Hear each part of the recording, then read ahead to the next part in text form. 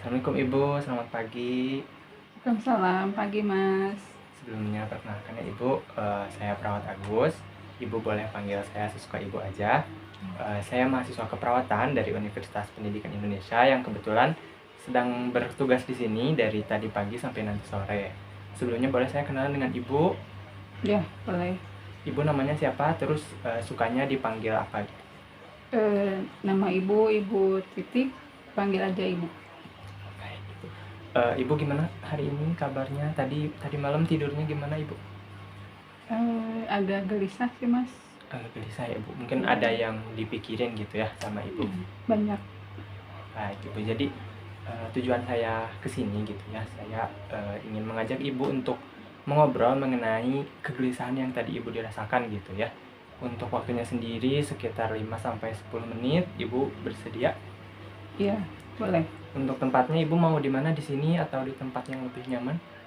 Di sini nggak apa-apa. Di sini aja. Baik Ibu. Baik Ibu, jadi hari ini saya ingin mengobrol gitu ya lebih banyak dengan Ibu tentang keseharian Ibu, bagaimana Ibu di rumah, apakah apa yang Ibu rasakan, apa yang menjadi penyebab gitu dari kegelisahan yang tadi Ibu rasakan. Bagaimana Ibu? Saya nggak tahu ya, rasanya kok hidup saya muter-muter gitu aja Mas di situ. Bangun pagi, masak, beresin rumah, jemput anak, ya kayak gitu-gitu aja lah. Dari respon Ibu gitu ya, yang saya lihat mungkin Ibu ini sedikit merasa kelelahan gitu ya dengan rutinitas keseharian Ibu. Untuk kelelahannya sendiri, apa sih yang Ibu rasakan? Apakah Ibu merasa dampaknya itu dari segi fisika atau dari segi pikiran kah? Ya, mungkin capek secara fisik, tapi lebih ke hati. Anak-anak udah mulai besar, udah punya dunianya sendiri. Suami juga kerja dari pagi sampai malam. Kadang saya duduk di sore hari dan mikir, ini saya sebenarnya hidup buat apa gitu Mas. Mungkin kegelisahan yang tadi Ibu rasakan gitu ya, mungkin disebabkan karena Ibu sedang mencari gitu ya, Ibu ini tuh hidup untuk apa, makna hidup Ibu tuh seperti apa, dan mungkin Ibu pun merasa jenuh gitu ya dengan rutinitas Ibu sehari-hari tadi yang Ibu sebutkan. Ya, kayak gitu. Baik Ibu, usia Ibu sekarang berapa Ibu? 39. 39. Mungkin dari yang saya baca gitu ya, usia 39 itu sudah masuk ke fase dewasa madya, itu ada sebutannya itu ya.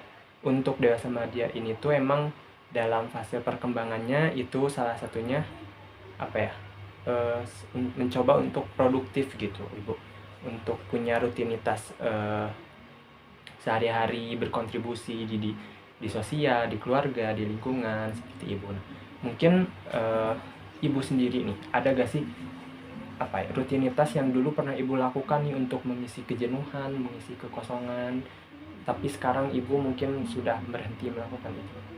Ya, ada.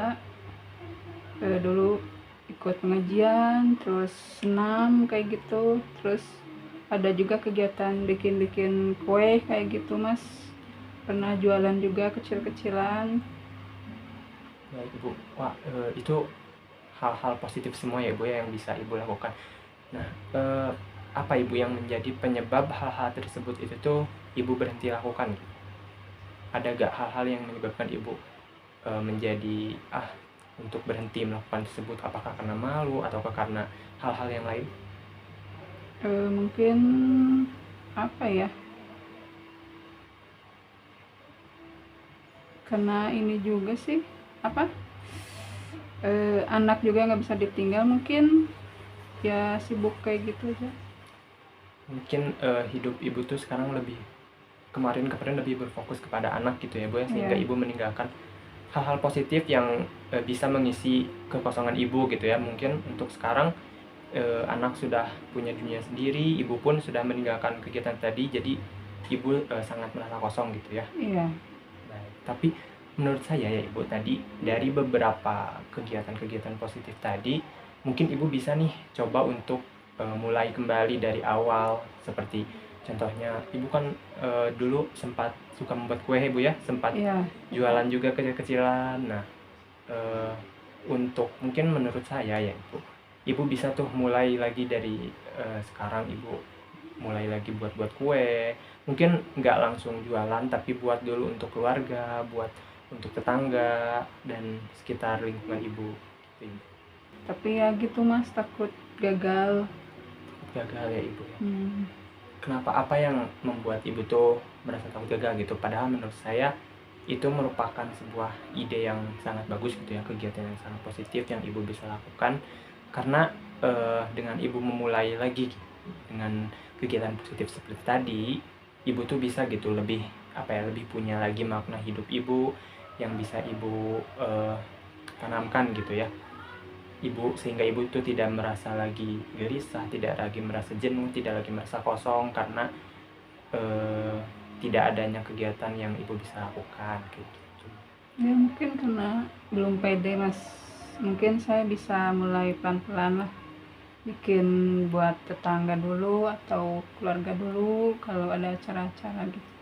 Ya ibu, saya setuju dengan ibu ya. Ibu bisa mulai ulang lagi dari awal, bikin kue kecil-kecilan untuk suami ibu, untuk anak-anak ibu, mungkin juga untuk tetangga-tetangga ibu. Ibu bisa berikan, tanyakan mereka tentang pendapatnya, apakah kue ibu itu bisa gitu sebagai kegiatan sampingan yang ibu bisa lakukan untuk sehari-harinya seperti itu.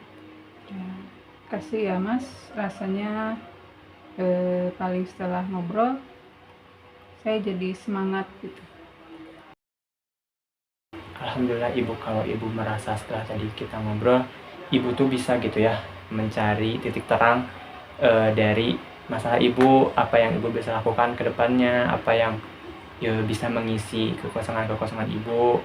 Saya pun berterima kasih kepada ibu karena ibu udah kooperatif gitu ya, mau mengobrol dengan saya, mau berbagi perasaan ibu dengan saya. Ya Mas, saya juga senang bisa cerita, rasanya lebih lega setelah mengungkapkan semuanya.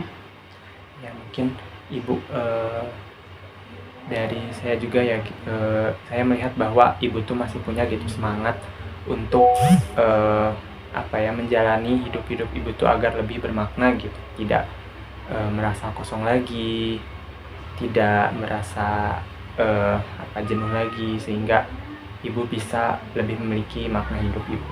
Ya, kasih ya Mas, saya merasa lega, merasa lebih percaya diri.